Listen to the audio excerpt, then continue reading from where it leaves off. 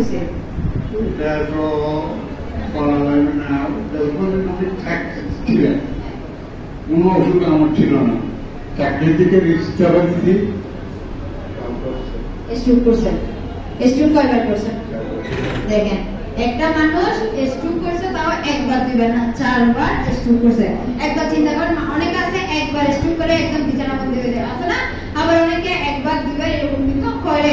তাহলে দেখেন সেক্ষেত্রে আঙ্কেলের কিন্তু এখানে যখন আসছিল প্রায় একদম কি একা একা হাঁটতেই পারতো না বলতে গেলে, ধরে ধরে 2-3 জনে ধরে কিন্তু ওনাকে নিচ থেকে উঠানো হতো, পাশাপাশি নামাই দেওয়া হতো। সেক্ষেত্রে দেখেন আঙ্কেল ওইভাবে কিন্তু এখানে আসছে অন্য মানুষের সহযোগিতায়। অনেক সময় মেয়ে আসছে, অনেক সময় ছেলে আসছে, ওইভাবে কিন্তু আঙ্কেল প্রতিদিন আসছে, পাশাপাশি স্যাররা আমরা নিচে নেমে ওইভাবে কিন্তু আঙ্কেলকে নিয়ে আসছে। তাহলে দেখেন সেক্ষেত্রে উনি যখন যেটা বলছে কর্মজীবনে আমি যখন ছিলাম, আমি যখন চাকরিরত অবস্থায় ছিলাম আমার এই ধরনের কোনো কি হয় নাই, সমস্যায় হয় নাই। কিন্তু যখন আমি চাকরি থেকে অব্যাহতি নিয়েছি তখন কি আমার বিভিন্ন সমস্যাগুলো আসছে। যেমন ধরেন হ্যাঁ ওনার উনি যেটা বলছে সেটা ঠিক, কারণ চাকরিরত অবস্থায় আমি কাজের মধ্যে ছিল যার কারণে খারাপ লাগলো, সেটা উনি কি ওইটা ফিল করার সময়টা পাইনি, কর্মব্যস্ততার পিছনে ছুটতে হয়েছে। কিন্তু যখন কি রেস্টে চলে আসছে তখন সব সমস্যাগুলো একসাথে ওনাকে কি পাইছে। আচ্ছা আঙ্কেল আপনি স্ট্রোক করে আপনার কোনবার লাস্ট বার যখন স্ট্রোক করছেন কোনবার সমস্যা ছিল?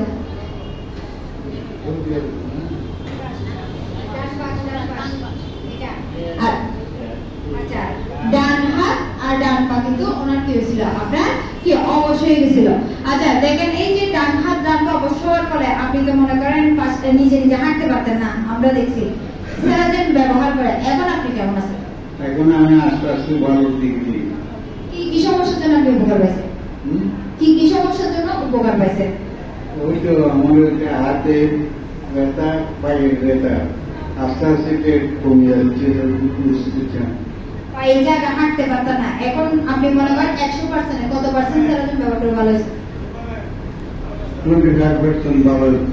25% ভালো হয়েছে। সবাই মিলে স্যালাজেনের বিষয়ে জোরে তাড়াতাড়ি নিতে পারেন। দেখেন উনি 4 বার স্ট্রোক করছে, একবার দুইবার না 4 বার স্ট্রোক করে একটা পেশেন্ট আপনার 25% ভালো হয়েছে, তাও কিন্তু 2 মাসের মতো স্যালাজেন ব্যবহার করে। তাহলে আপনাদের কি মনে হয় উনি যখন নিয়মিত স্যালাজেনটা ব্যবহার করবে তখন কি উনি পুরোপুরি ভালো হতে পারবে নাকি পারবে না?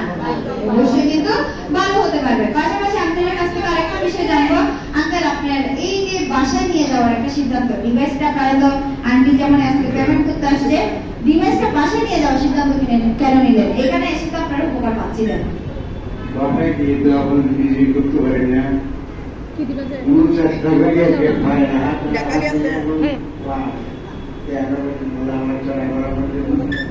এখন কিছুটা আস্তে আস্তে পারতেছি। বাসায় ডিভাইসটা কেন নিতে চাচ্ছেন? মানে এখানে এসে তো সেবা দিচ্ছিলেন, বাসায় নিয়ে যাওয়ার সিদ্ধান্ত করেছেন। আমি আসি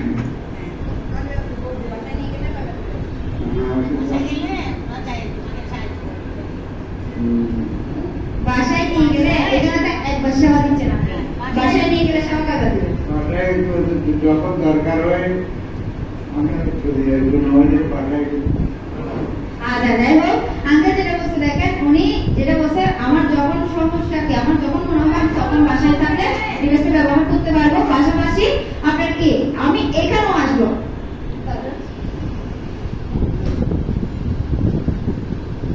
আচ্ছা আচ্ছা আচ্ছা দেখেন সেখানে আঙ্কেলের সাথে যেটা বলছি, আঙ্কেল অবশ্যই উপকার পাইছে বলেই কিন্তু কি আঙ্কেলরা স্যালাজেমে কি ব্যবহারটা করছে, পাশাপাশি কি বাসায় নিয়ে যাওয়ার সিদ্ধান্তটা নিতে। আচ্ছা আন্টির সাথে একটু কথা বলবো। আন্টি আপনার কি মনে হয় স্যালাজেম ব্যবহার করে আঙ্কেল কতটুকু উপকৃত, আপনার কি মনে হচ্ছে?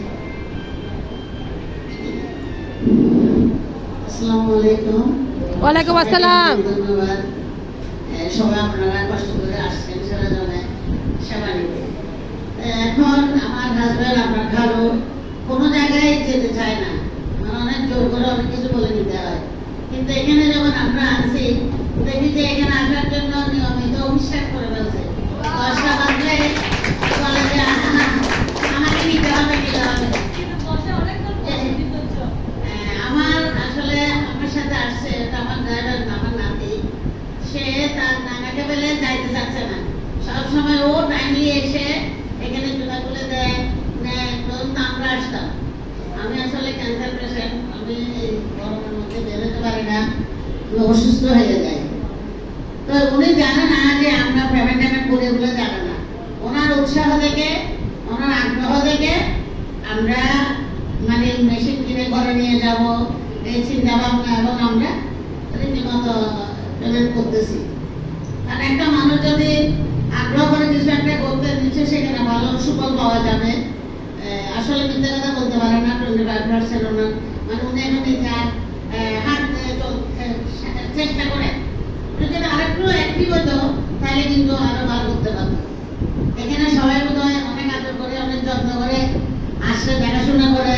এই জন্য উনি সবাইকে দাওয়াত দিছে কোরবানি আমাদের বাড়িতে।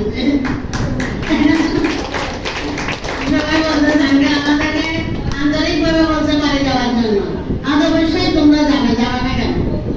আঙ্কেল এমন একটা মানুষ ছিল, ভলিবল খেলতো, ব্যাডমিন্টন খেলতো, মানে কখনো অফিস এই থেকে মানে 5 মিনিট আগে ছাড়া পরে যায়নি, খুব অ্যাক্টিভ ছিল। মানে ওনার ইয়ে থেকে আমিও সিসিআইটি শিখছি। আমি একজন স্কুল টিচার ছিলাম সরকারি, এখন আমি রিটায়ারমেন্ট আসছি 2016-তে। তো আমি অ্যাক্টিভ আছি বলে হয়তো আমি পড়ে যাই নাই। উনি 4বার স্ট্রোক করছে, 3বারে আমরা ভালো করে বলছি ইনশাআল্লাহ। মানে ডাক্তার যেভাবে বলছে, উনি কথা শুনছে, এখন উনি কথা শুনে না, উনি দেখি সারা আমার কথাই শুনে। কিন্তু কথাটা মানে আন্তরিক, মানে এখানে হয়তো সবাইকে নিয়ে একটু আনন্দ পায়, এই জন্য আসতে চাই। আর একটু সবাই যত্ন করে। তোমার নাম কি? নরমিন, তন্নি, সাবির, আর একটা নবীজিৎ, আমি তো একদম সবার নাম আসলে মনে নাই, কিন্তু সবাই খুব আন্তরিক ভাবে থাকে, যার জন্য আমি না এসে পারতেছি। কারণ নাই আমি ওনাকে কোনো হাত ছাড়া করি না, আমি নিজে নিয়ে আসি যেখানে যাই। কিন্তু এত গরম আসলে পারা যাচ্ছে না, তার মধ্যে ওর পক্ষে আমার কাঁদেই ওরা সবাই আন্তরিক বলে আমি না এসে পারতেছি। আমি এবং আমার শ্বশুর বাড়িতে গত 1 সপ্তাহে ছিলাম, আজকে আসছি শুধু মানে পেমেন্টটা করবো, ওদের সাথে একটু কথা আছে। ওরা আমাদেরকে চাপাচাপি করে না, কারণ আমার কাজের জন্য আমি দিব, চাপাচাপি কেন করবে? এখানে হয়তো বলতেছে বাসায় গেলে তোমার ঘরে বলছে বাসায় মেশিন কিনলে নিজে নিজে ওনারা যায় তোমাকে সাহায্য করবে, আরো শিখা আরো অ্যাক্টিভ করবে। ওই জন্য আমরা আগ্রহ করে কিনতেছি। টাকা পয়সা আস্তে আস্তে কালকে নাই। উনি একটু চাচ্ছে, ওটা কেন করবো না? সারা জীবনে উনি এমন মানুষ, কিন্তু 25 বছর চাকরি করছে, একটা কথা নেই, সাধারণ একটা কথার জন্য কখনো মিথ্যা চাকরি কিছুই নেই, খুবই অনেস্ট মানুষ। এরপরে প্রাইভেট ব্যাংকও করছে, যেদিন একদিন গড়ি রেখে আসছিল, বলছে যে আমি আর কালকে থেকে অফিসে যাবো না। কেন? বলে আমি আজকে গড়ি আনতে ভুলে গেছি। দেখেন অনেক দূর নামতে হতে পারে, আমি যাবো না। কিন্তু তখন ওনার বেতন 1 লাখ হওয়ার কথা, মানে ওদিন গেলে হতো। উনি টাকা ভোগ করে না কখনো, উনি শুধু ভালো করে সম্মান নিতে চায়। আমি আশা করবো সারাদিন থেকে সবাই তোমাদের আঙ্কেলকে সম্মান করবে, আদর করবে, স্নেহ করবে, যাতে উনি হাঁটতে পারেন। এই প্রত্যাশা থেকে আমি শেষ করছি। আল্লাহ হাফিজ। আচ্ছা, অনেক কথা বলছে, পাশাপাশি আন্টি, হ্যাঁ আঙ্কেল একটা বিষয় আপনাদেরকে আন্টি যেটা বলছে, আমাদেরকে কিন্তু আন্টি আঙ্কেল নিজের বাড়িতে রামগুনিয়া কুরবানির বন্ধের পর যখন আমরা আসবো, আমাদেরকে কিন্তু বন্ধের দিন শুক্রবার থেকে পুরা মানে কালীপাড়া গাড়ি দিয়ে আমাদেরকে এখানে নিয়ে আসবে, এইরকমই বলছে। আমাদেরকে কিন্তু